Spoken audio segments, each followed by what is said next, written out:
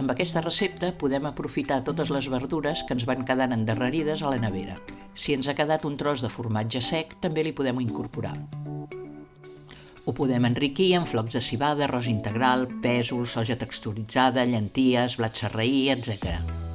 Tallem la ceba, el porro, la pastanaga i el tomàquet pelat a daus petitons.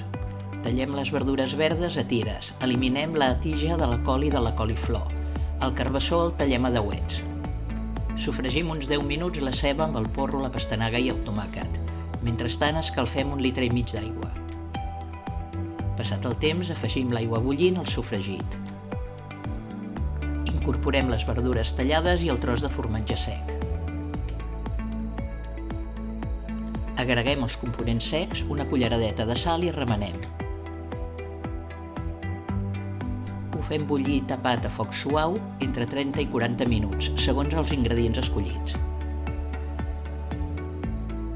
Si ens queda molt espessa, la podem aclarir amb una mica més d'aigua. Si el formatge no s'ha desfet, el tallarem a trossets petits. Si hem posat llegums, és un plat complet i saludable. Ho servirem ben calent. Espero que us agradi aquesta recepta fàcil i econòmica i, sobretot, no us oblideu de subscriure-us. Bon profit i fins aviat!